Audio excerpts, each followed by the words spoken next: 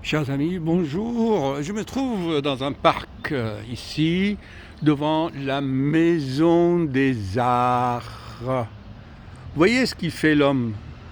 Bon, c'est sûr, beaucoup de béton. Bon, il crée des fontaines. Là, c'est l'hiver, une petite verrière.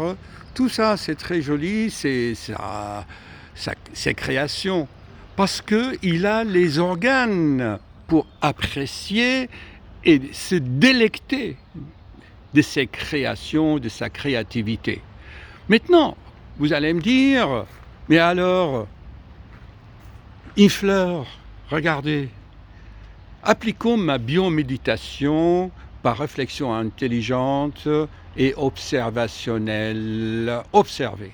Une fleur, une rose,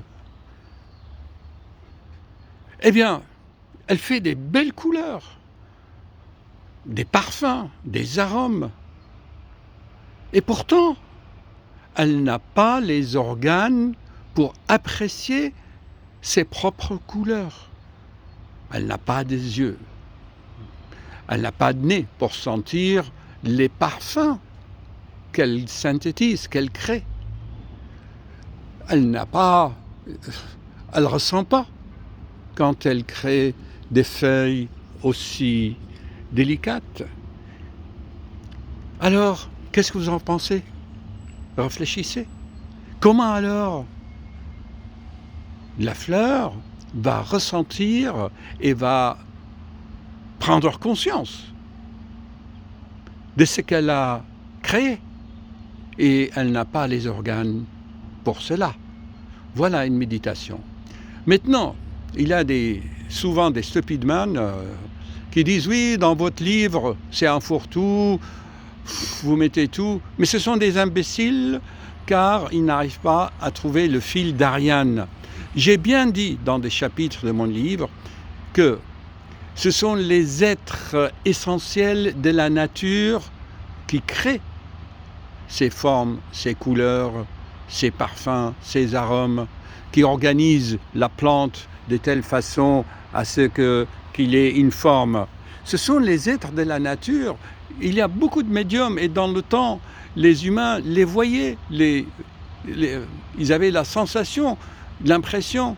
Si tu vas dans une forêt et tu médites, tu demandes « Oh les êtres de nature, je vous remercie, vous qui créez tout cela. » Eh bien, continuons la bioméditation, pour les gens intelligents seulement. Hein. Eh bien, écoutez-moi bien. Quand ces roses, ces belles roses, arrivent à l'apogée de leur beauté, ou tels qu'ils sont, ils vont déclencher en nous des émotions. Vous êtes d'accord?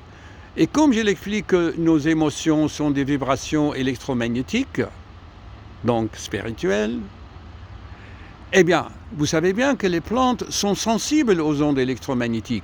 Donc, les plantes voient leur création à travers nos émotions, car en retour, elles captent nos émotions sous forme d'ondes électromagnétiques, et puisque cette feuille que vous voyez réagit aussi à la lumière.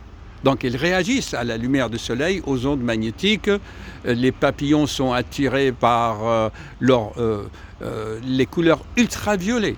Ils ont des couleurs ultraviolettes, hein, et les papillons les captent.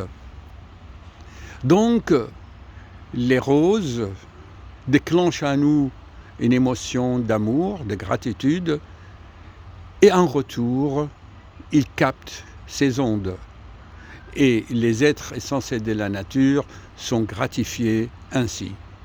Donc, c'est pour cela, je dis, l'énigme pour l'humanité, c'est que ce qui nous donne la joie, c'est de voir l'amour qu'on a pour les êtres qu'on aime. On voit cet amour se refléter dans leurs yeux, dans les yeux de ceux qu'on aime. C'est écrit dans mon livre. Ok? Alors, cliquez vite sur les liens en dessous dans les descriptifs. J'espère vous avoir donné un sujet de réflexion pour aujourd'hui.